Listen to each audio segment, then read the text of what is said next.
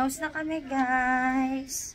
Bale, ito na yung mga binili nating supplies. At yung iba nga, naka-idlip kasi ako. Tapos pagising ko, yung ibang mga supplies, naransak na niya.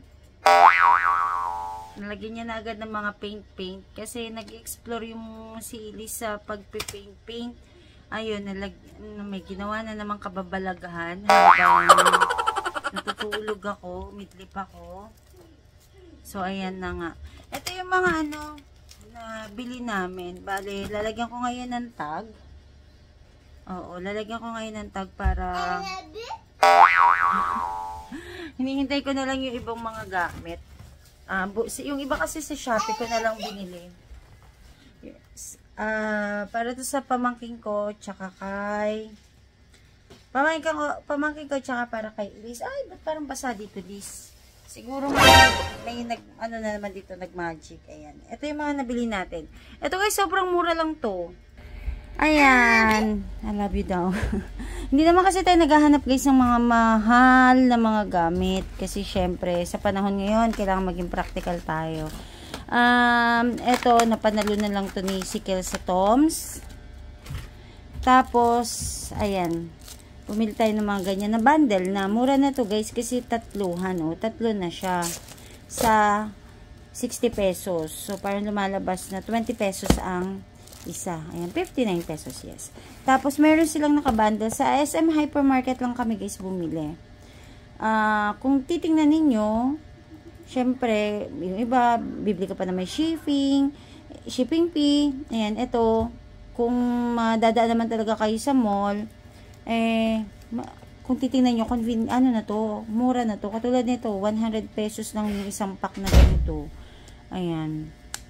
Ang medyo napamahal lang ako nito, isa crayons. Sa crayons kasi guys, kapag nakita nyo sa Shopee, yung ganitong brand na crayons na 8 lang, nasa 12 to 17 pesos lang siya. So, ito nabili natin ng 34. Kaso, kung ito lang naman ang bibilihin ko sa Shopee, may mga seller kasi na hindi makakailang shop ako o seller ako sa Shopee para makomplete ko yung mga ibang items kasi may ibang shop na hindi pa sila kompleto pero nandun yung mga affordable na na mga items. So, greenab ko na lang din. Ito na kasi mga basic. So, yung mga basic, yung mga additional na lang add-ons, mga pamangkin ko na lang bibili. Tapos, ito guys, medyo ako dito, hindi ako napamura kasi akala ko mura na siya sa 30 pesos, 29.75. Nakita ko to guys sa Shopee, ganito, mabibili nyo lang siya ng 8 to 15 pesos. So, mag-Shopee na lang kayo neto. Kaya ito binili ko, yung parang nylon style na net, type na lagyan ng pencil case. Kasi to guys, sobrang tagal nyo ito magagamit. Ayan, tsaka madali nyo makita yung mga gagamitin yung items. Ayan. So, ito ay ipapako lang. Ano pa ba? Meron pa tayong mga items na mura dito sa SM. Baka gusto nyo lang. Para may idea lang kayo. Ayan, katulad nitong notebook guys. 149 pesos. O, piso na lang. Pero, ilang peraso to? 1, 2, 3, 4, 5, 6, 7. So, may 7 pieces na. Ito pala, nakalagay dito. 7 pieces. Ito ay, pang high school. Or, parang grade 5 to, tama, iba kasi ang notebook ng grade 5 to grade 5 to, hanggang KT12, ayan, so 149, kada pack. So, bumili ako nito ng para kay Sikel, tsaka sa mga pamangkin ko, naglalaro daw kasi sila, tapos parang saktan, ilan to, tapos, 149 na writing para to sa mula sa nursery hanggang grade 3 daw. 1, 2, 3, 4, 5, 6, 7. Ito, 7. I think kasi kapag mga grade school na mula nursery hanggang tawag dito? Magpasasabihin ko. Hanggang grade 3, konti pa lang ginagamit nilang mga notebook. So, eto guys, sa 149, pwede na to. So, dito, mas mapapamura kayo. Dito kasi, kahit papano, maganda yung quality. So, guys, pero sa inyo pa rin it's up to you pa din kung saan kayo, sa tingin nyo mas mahigit na makakamura.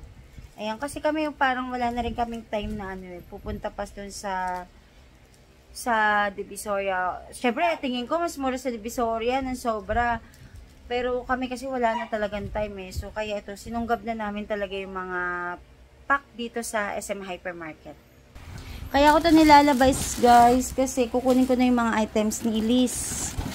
Tsaka lalagyan natin ng pangalan para hindi na sila alam na nila kung kanino mapupunta yung bawat items. Yan. Tapos dito ko din siya ibabalik sa lagay na to. Yung may iwan yung papadala ko sa mga pamangkin ko. Yung kay Elise lang talaga ang kukunin ko. Pawisan yung bata. Basang sisiw. Ito guys, binili ko sa Fila. Ay, nandyan yun sa may name tag siya. Ayan. Tanggalin mo na. Ito yung gold bag na ginagamit ni Elise. Binili ko lang yung kay Ate Joanna yun. Nagagamit niya. Ito guys, kaya ako binili kasi tela to. So, nalalabahan. Tapos, di-zipper siya. Tapos, syempre, ang pinaka-highlights talaga dito yung pusa. Dahil mahilig kami sa pusa. Ayan. So, dito natin nilalagay yung mga gamit ni Elise. Meron siyang compartment sa loob. Zipper compartment. Ayan. Ayan. Tapos yan. Basta to guys, binili ko sa Fila. Na nakasale. Nakalimutan ko na parang nasa 800 pesos. Pero basta guys, nakasale lang to. Ayan. Ito ang kagandahan nito. Ayan may ganito siya sa likod. Yan. Tama, ang dumi ng bata. Nag-paint kanina. So, dito, ilalagay natin yung mga gamit ni Elise. Tanggalin ko lang yung tag. Kaya binili ko to guys dahil sa fabric siya, canvas kasi yung tela. So, ang purpose ko dito is para nalalabahan. Lagyan na natin yung mga gamit ni Elise. 1, 2, 3! Pinadali niya ako. Sabi niya, 1, 2, 3! Kasi sabi ko sa kanya, itaas niya yung camera. Kasi nga, putol na yung ulo ko. Pinadali ako, 1, 2, 3! Sabi niya, 1, 2, 3! 1, 2, 3! Kasi medyo mataas naman. Yan, okay na. So, lagay ko yung mga gamit ni Elise. Writing notebook. Actually, di kami guys sure kung tama to. Grade 1 na pad paper. Tapos, crayons mo. Kunin mo yung crayons mo doon, yun ang gagamitin mo.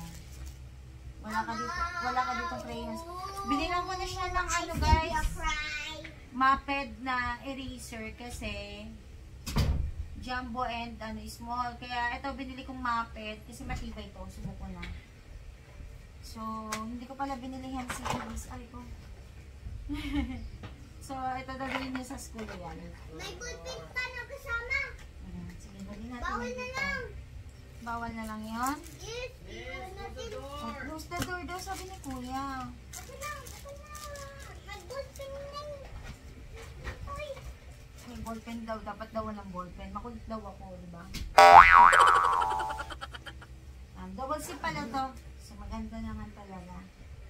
Ayan guys. Back to school na tayo. Thumbnail tayo. Try natin. Ito. Ito. Tingnan ko nga. Bakit ganun? Ganun eh. Ayos natin eh mo. Ayos natin eh. Sige nga. Talikod ka nga. Gantas. Eto bibi, pwede mo tong, ay, hindi kaya. Gaganon sana to para hindi matanggal. Hindi kaya. Taba mo eh. Masikip. Mahirapan ka na. Ganyan lang. Okay na, comfy? Bye-bye. I'm gonna go in the school. Ang cute. Bahala kayo dyan. Basta't ako, matutulog lang ako. Kung gusto niyo maglaro, maglaro lang kayo. Pero wag mo akong iniistorbo. Ang kulit. Ay, ayaw niya makipaglaro. Wag mong kulitin niya na yun. Sasabihan naman pala. Linis-linis yan. Yung isa kasi sobrang oo. Basta siya matutulog lang. Tutulog lang siya. Kahit maglaro yung dalawa. Hilata time. Hilata ang aming baby Liz. Tsaka ang baby niya na si Sugar. Si Si Spice naman dito niya pinili sa pinakamataas na unan. Dahil timbahay tayo, magluto na tayo ng ating ulam. May nakaharang. Shout out pala kay Tams Demo, yung aming seaman na kapatid. Ayan, pasalubong niya sa amin. Kabababa lang galing barko. Ito dapat tumalagay ito sa ref para hindi siya malusaw. Magbibake ako guys ng tuna. Medyo na ano nga nung pinalambot ko. Kasi from freezer, matigas na matigas, pinilit ko siyang anuhin. Ayun, naging ganyan. Ayan, ibibake natin to. Nagluto kanina pala si daddy ng sopa, so may konti pa natira. Mamaya papakin na namin to. Prepare na muna ako kasi dito ko na lang siya lulutuin. Ibibake sa Happy Call.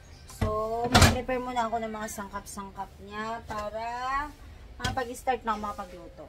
Ito na guys yung mga seasonings na ilalagay natin. Bale, combination yun neto. Netong onion powder. Ano ba to? Basil leaves. Nagagalit yung bata dahil gusto mag-aircon. Rosemary. Salt. SM bonus. Tsaka itong lemon pepper seasoning. Guys, itong mga to, binili ko to sa mga live selling na located sila sa Canada. Tapos, siniship out na lang nila yun dito, papunta dito sa Pinas. So, ayan. Nabili ko lang to ng, basta, super drop yung price na ito. Medyo hindi ko na lang kasi maalala. Pero guys, affordable lang to. So, start na tayo mag-season ng netong tuna.